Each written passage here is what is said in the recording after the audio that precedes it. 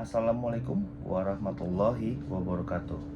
Perkenalkan, nama saya Andri Febrianto, NIM 210405014. Saya merupakan mahasiswa magang dari Universitas Maritim Raja Ali Haji yang melaksanakan magang bertempat di kantor wilayah Kementerian Hukum dan Hak Asasi Manusia Kepulauan Riau, tepatnya di Divisi Pemasyarakatan. Adapun maksud pembuatan video ini adalah dalam rangka persyaratan untuk kelengkapan laporan magang dari kantor wilayah Kementerian Hukum dan HAM berupa video yang berisikan tentang apa yang kita laksanakan dalam pelaksanaan magang dan apakah itu mempunyai korelasi dengan mata kuliah yang telah diambil, dalam hal ini program studi ilmu hukum. Saya akan menjelaskan secara singkat dari profil dari kantor wilayah Kementerian Hukum dan HAM Kepulauan Riau. Kantor wilayah Kementerian Hukum dan HAM adalah instansi vertikal Kementerian Hukum yang berkedudukan di tingkat provinsi, berada di bawah dan bertanggung jawab kepada Menteri Hukum dan HAM. Adapun lokasi magang yang dilakukan mahasiswa magang di kantor wilayah Kementerian Hukum dan Hak Asasi Manusia Kepulauan Riau bertempat di Jalan Daeng Kamboja, Kota Tanjung Pinang. Dalam menjalankan tugas dan pokok dan fungsinya, Kementerian Hukum dan HAM diatur dalam Permenkumham nomor 30 tahun 2018. Berdasar pasal 2 berbicara mengenai tugas dan pasal 3 mengenai fungsi. Pasal 2 yaitu kantor wilayah mempunyai tugas melaksanakan tugas dan fungsi Kementerian Hukum dan Hak Asasi Manusia dalam wilayah provinsi berdasarkan kebijakan Menteri Hukum dan Hak Asasi Manusia dan ketentuan perundang-perundangan. Kemudian pasal 3 untuk melaksanakan tugas sebagaimana dimaksud dalam pasal 2, kantor wilayah menyelenggarakan fungsi. Pertama yaitu pengkoordinasian perencanaan pengendalian program dan pelaporan, kemudian pelaksanaan pelayanan di bidang administrasi, hukum umum, kekayaan intelektual, dan pemberian informasi hukum, pelaksanaan fasilitasi perancangan produk hukum daerah dan pengembangan budaya hukum, serta penyuluhan, konsultasi, dan bantuan hukum. Kemudian pengkoordinasian pelaksanaan operasional unit pelaksana teknis di lingkungan Kementerian Hukum dan Hak Asasi Manusia di bidang keimigrasian dan bidang pemasyarakatan. Penguatan dan pelayanan hak asasi manusia untuk mewujudkan penghormatan, pemenuhan, pemajuan, perlindungan, dan penegakan hak asasi manusia, serta pelaksanaan urusan administrasi di lingkungan kantor wilayah. Adapun susunan organisasi Kementerian Hukum dan HAM bersumber dari Peraturan Menteri Hukum dan HAM Republik Indonesia Nomor 30 Tahun 2018 tentang organisasi dan tata kerja kantor wilayah Kementerian Hukum dan Hak Asasi Manusia. Adapun kantor wilayah dikepalai oleh seorang kepala kantor wilayah dan di bawahnya terdapat 4 divisi, yaitu divisi administrasi, divisi pelayanan hukum, divisi keimigrasian, dan divisi pemasyarakatan. Masing-masing dari divisi tersebut terbagi lagi menjadi beberapa bidang, dan di bawah bidang itu terbagi lagi menjadi sub bidang. Dalam pembagian divisi tersebut terbagi dalam menunjang kerjanya setiap unsur divisi-divisi kantor wilayah tersebut. Divisi administrasi terdiri atas pertama, bagian program dan hubungan masyarakat, terdiri atas subbag program dan pelaporan, dan subbag hubungan masyarakat, reformasi birokrasi dan teknologi informasi. Kedua, bagian umum, terdiri atas subbag kepegawaian, tata usaha dan rumah tangga, dan subbag pengelolaan keuangan BMN barang milik negara.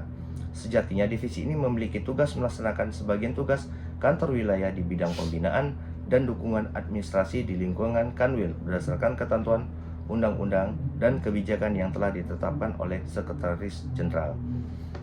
Divisi Pemasyarakatan memiliki tugas melaksanakan sebagian tugas Direktorat Jenderal Pemasyarakatan di wilayah dengan terdiri atas bidang pembinaan, bimbingan dan teknologi informasi, dan bidang pelayanan tahanan, kesehatan rehabilitasi, pengelolaan benda sitaan, barang rampasan negara, dan keamanan. Adapun dalam bidang pembinaan, bimbingan dan teknologi informasi terdiri atas subbidang pembinaan, teknologi informasi dan kerjasama, dan subbidang bimbingan dan pengentasan anak.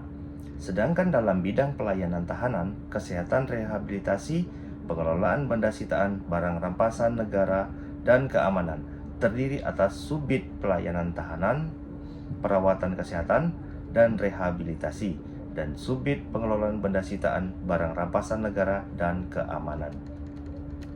Divisi Keimigrasian memiliki tugas melaksanakan sebagian tugas Direktorat Jenderal Imigrasi di wilayah yang terdiri atas bidang perizinan dan informasi keimigrasian dan bidang intelijen dan penindakan keimigrasian. Dalam bidang perizinan dan informasi keimigrasian terdiri atas subbid perizinan keimigrasian dan subbid informasi keimigrasian. Dalam bidang intelijen dan penindakan keimigrasian terdiri atas subbid intelijen keimigrasian dan subbid penindakan keimigrasian. Dan kemudian yang terakhir, Divisi Pelayanan Hukum dan Hak Asasi Manusia memiliki tugas melaksanakan sebagian tugas Direktorat Jenderal dan badan yang bersangkutan di wilayah terdiri atas bidang pelayanan hukum, bidang hak asasi manusia.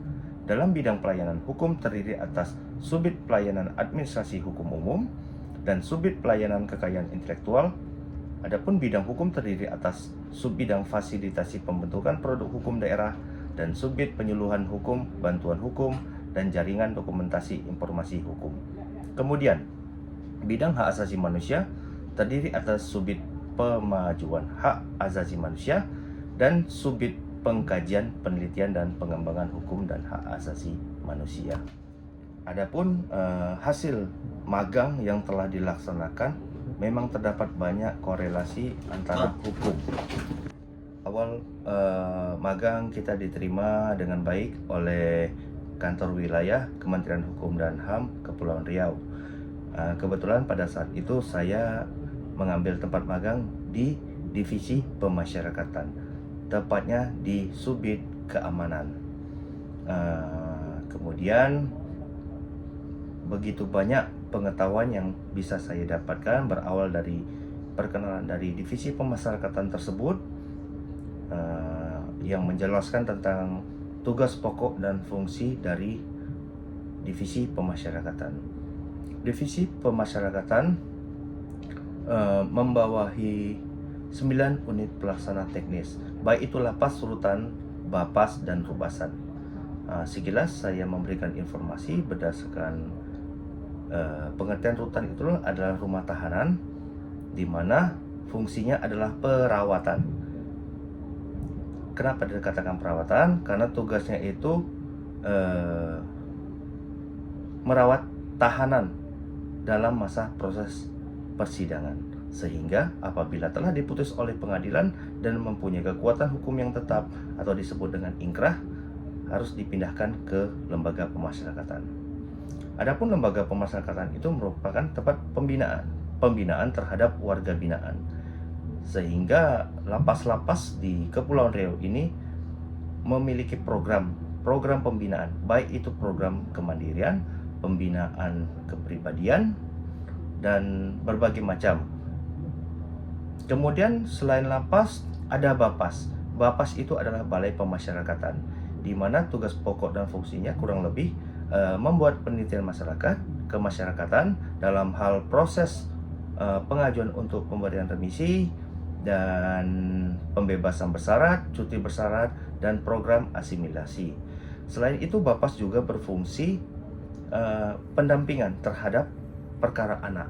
Dalam hal ini, mereka harus membuat litmas apabila dalam persidangan tidak dihadiri oleh salah satu petugas, dalam hal ini PK, pembimbing kemasyarakatan Bapas, maka sidang dianggap batal atau dalam artian tidak sah, karena mereka harus dampingi. Selain itu juga Bapas itu mendampingi proses dari awal kalau untuk kasus anak. Dalam hal ini mungkin dalam hal penyidikan di tingkat kepolisian. Sedangkan rubasan satu lagi. Rubasan adalah rumah penyimpanan benda sitaan. Fungsi rubasan ini lebih kurang sama dengan rumah tahanan. Cuma yang membuat perbedaan, rutan itu menahan orangnya, dalam hal ini tahanan, sedangkan rubasan itu menahan barangnya, barang rampasan atau barang sitaan.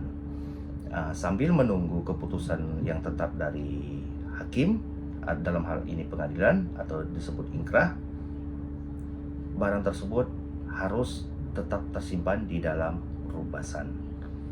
Kemudian di hal subjek keamanan lebih mementingkan tentang intelijen dalam hal ini keamanan di dalam lapas rutan, sehingga tidak terjadinya keributan, kericuhan, pelarian atau tindakan-tindakan yang tidak diinginkan.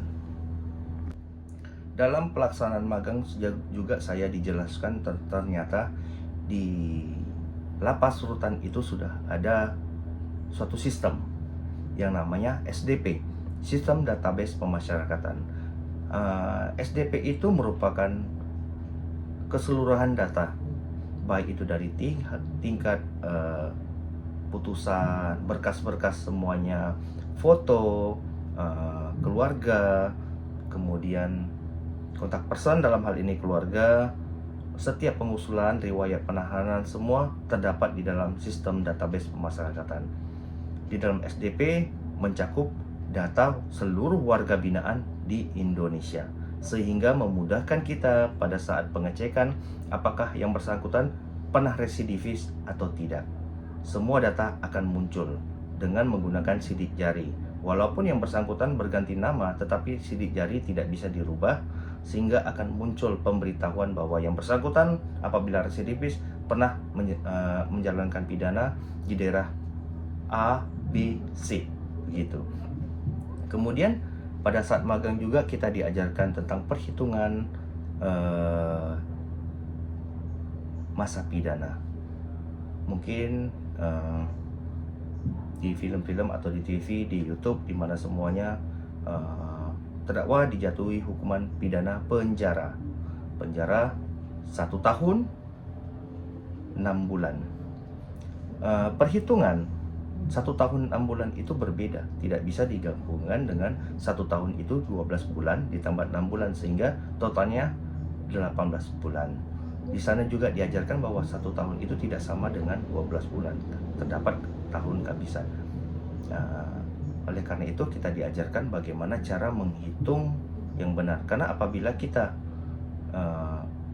menahan orang 1 hari, kita akan dikenakan pidana, sehingga akan berakibat fatal kalau kita, dalam hal ini mungkin petugas pemasyarakatan di bagian administrasi itu, terdapat kesalahan terkait perhitungan masa pidana. Kemudian kita juga diajarkan tentang riwayat penahanan, baik itu tahanan dari penyidik, penuntut umum, hakim dalam hal ini pengadilan negeri, hakim pengadilan tinggi, hakim Mahkamah Agung. Semua tingkat penyidikan itu mempunyai jumlah hari yang sudah ditentukan dalam KUHP. Dan kita tidak boleh menahan seseorang apabila masa penahanan telah habis. Sehingga apabila masa penahanan telah habis, kita harus bebaskan demi hukum. Tetapi sebelum mencapai kita bebaskan demi hukum, ada prosedur-prosedur yang harus kita lakukan, seperti pemberitahuan 10 hari akan habis masa penahanan, 3 hari akan habis, dan kita buat tambahan 1. Semua diatur dalam KUHP. Itu merupakan prosedur. Apabila surat-surat yang dikirimkan tersebut tidak mendapat balasan, atau lebih memudahkan kita koordinasi apakah sudah ada atau tidak ada. Kalau tidak ada, harus kita bebaskan demi hukum, karena kita tidak berhak menahan seseorang tanpa surat penahanan yang sah.